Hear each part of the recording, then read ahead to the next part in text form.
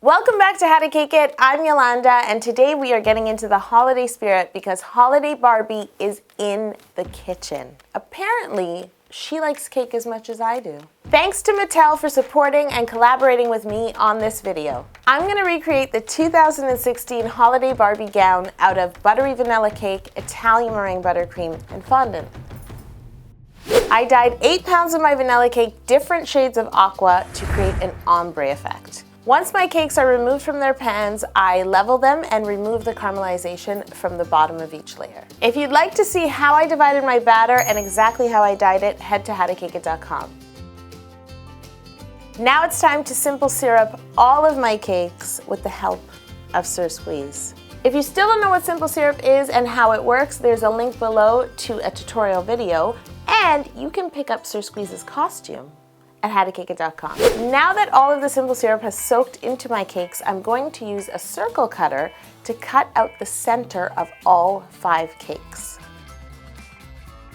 I used a ruler, surprise, to find the exact center of each one of my cakes.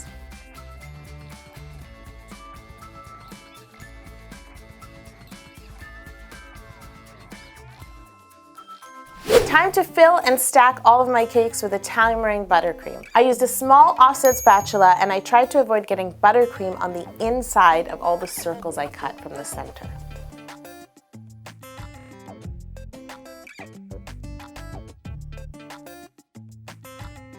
As you're stacking your cakes, you want to make sure that all of the circles line up when you look down to form one tunnel.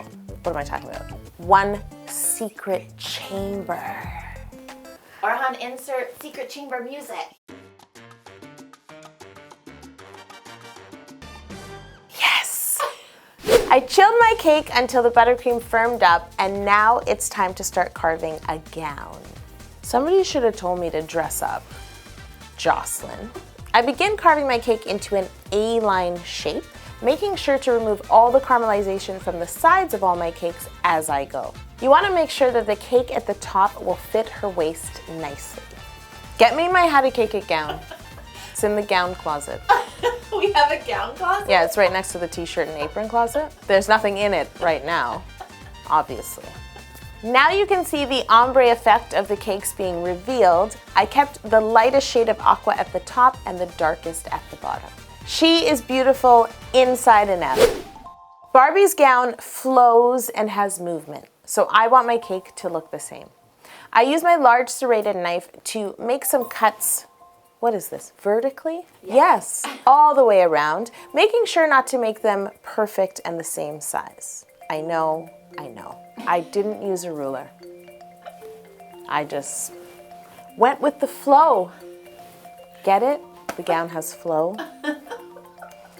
Until we perfect our How to Cake It gown line, you can pick up this Santa's Little Baker apron at howtocakeit.com, and it also comes in a kid size. Yay! Yay! Jocelyn will be perfect for you. It's time to crumb coat and chill, so I first start by applying a thin layer of my Italian meringue buttercream with my small offset spatula.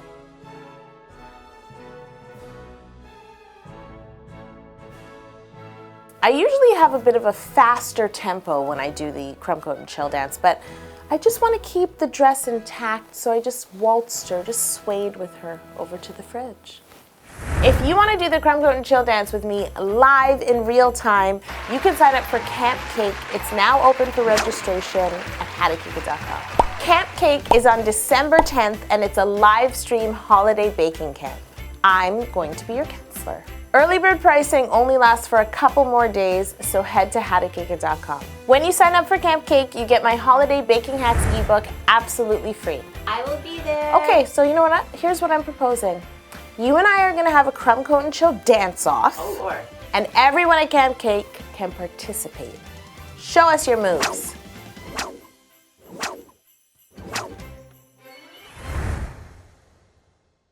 It's time for fondant, and I started by dyeing my fondant the lightest shade of aqua.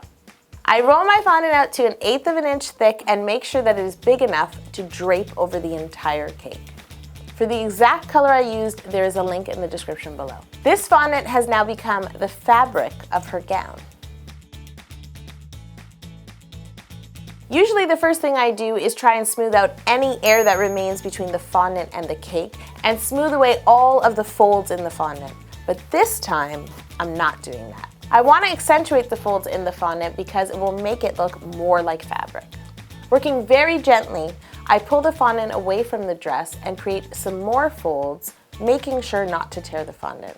This fondant now has lots of movement. I use a sharp paring knife in kind of like a wavy pattern, working all the way around the dress to give it natural flow. Now I want to soften the edges of the fondant that I just trimmed, and I do this by smoothing it with my fingertip as well as pinching it between my fingertip and my thumb just to make it look thinner. If you experience any cracking at the top of her skirt, you can make yourself a little bit of fondant paste with your aqua fondant and some water and just fill those cracks in before painting. Once I'm happy with her skirt, I put the cake in the fridge to chill and prepare to paint this lovely gown. I'm a little nervous because I've never actually painted an ombre. I used the same food coloring that I used to dye my cakes and my fondant and diluted it with a bit of clear food grade alcohol. I begin by painting a darker line around the perimeter of the bottom of the gown. Perimeter. I use circumference a lot on this show. I don't think I've used perimeter. I don't think so. I need to make a cake where I can say isosceles. Let's do it. Now to create a lighter shade of that color, I dip the same brush just into clear food grade alcohol and begin to brush that dark line of color up on the dress. You want to just keep doing this, keep blending your color upward so that it's going from darkest to lightest.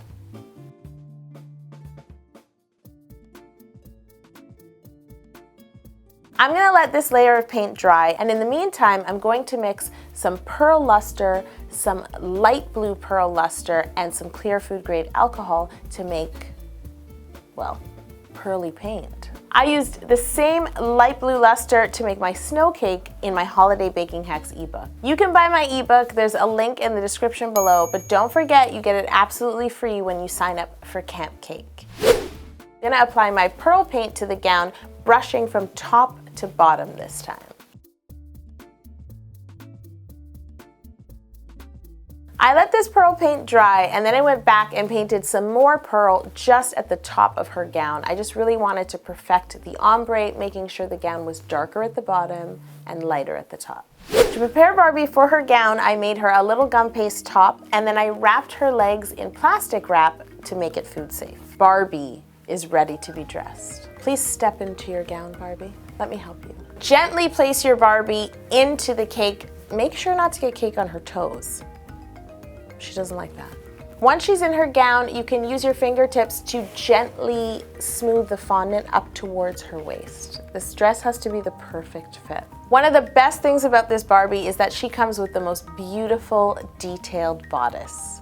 I'm now gonna place her bodice back on her.